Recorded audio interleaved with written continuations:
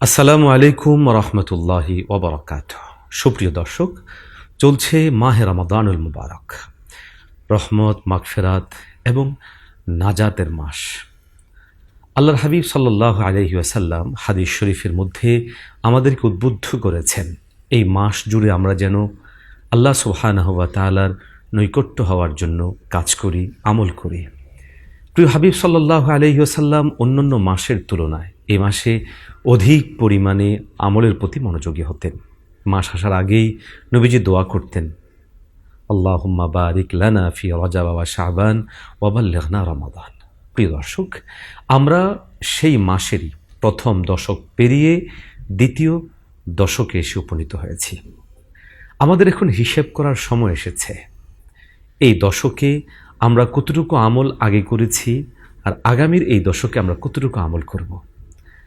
আল্লাহ যে আমাদের জন্য রহমত, মাগফিরাত ও নাজাতের এই মাস দান করলেন, আমরা কতটুকু রহমত প্রাপ্ত হয়েছি, কতটুকু ক্ষমাপ্রাপ্ত বান্দাদের অন্তর্ভুক্ত হতে পারব এবং কতটুকু নাজাতপ্রাপ্ত বান্দাদের অন্তর্ভুক্ত হতে পারব। প্রিয় দর্শক, রাসূলুল্লাহ সাল্লাল্লাহু আলাইহি ওয়াসাল্লাম হাদিস শরীফের মধ্যে বলেছেন, মান সামা রমাদান ঈমানান ওয়া ইহতিসাবা গুফিরা লাহু মা তাকাদ্দামা মিন যামবি।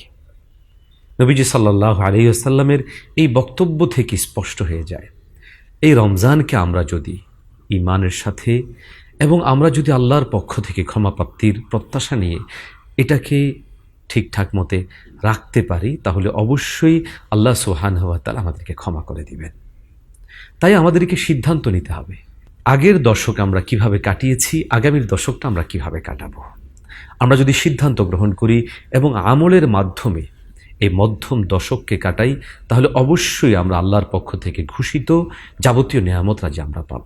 কি কি কাজ আমরা করতে পারি? এক নাম্বার কাজ, আমরা আমলের প্রতি মনোনিবেশ করব। আমলের মধ্যে নিয়মিত একটি আমল রয়েছে তারাবি। প্রিয় রাসূল সাল্লাল্লাহু আলাইহি ওয়াসাল্লাম স্পষ্ট করে বলেছেন, মান কামা রমাদান ঈমানান ওয়া ইহতিসাবা গুফিরা লাহু মা তাকাদ্দামা মিন যামবিহি। কেউ যদি রমজান মাসের এই সময়টাতে তিনি কিয়ামুল লাইল করেন তথা নওয়াফিল ইত্যাদি আদায়ের মাধ্যমে সময়গুলোকে কাটান, আশা করা যায় আল্লাহ সুবহানাহু ওয়া তাআলা তার অতীতের গুনাহসমূহকে ক্ষমা করে দিবেন। প্রিয় দর্শক, গোটা রাত হয়তো আমাদের ভিন্নভাবে জাগ্রত থেকে ইবাদত করাটা একটু কঠিন হবে, কিন্তু আপনি আমি যখন তারাবি নামাজটাকে গুরুত্ব সহকারে পড়ব, তাহলে কিয়ামুল লাইলের একটা গুরুত্বপূর্ণ আমল কিন্তু এই তারাবিহের মাধ্যমে আমাদের আদায় হয়ে যাচ্ছে।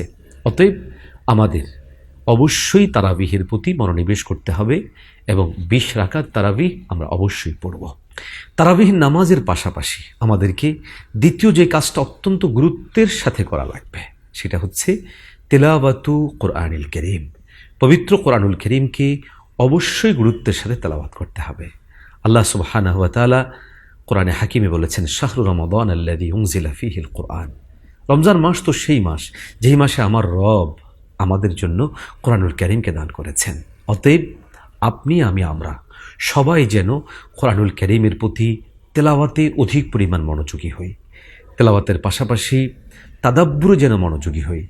তাদাব্বুরের পাশাপাশি আপনি আমি যেন এই সিদ্ধান্ত নিতে পারি, রবের এই জমিনে যেন আমরা আল্লাহর প্রদত্ত বিধানাবলীর আইনের প্রতিষ্ঠা যেন আমরা করতে পারি, সেই সিদ্ধান্ত, সেই কাজ যেন আমরা গ্রহণ করতে পারি।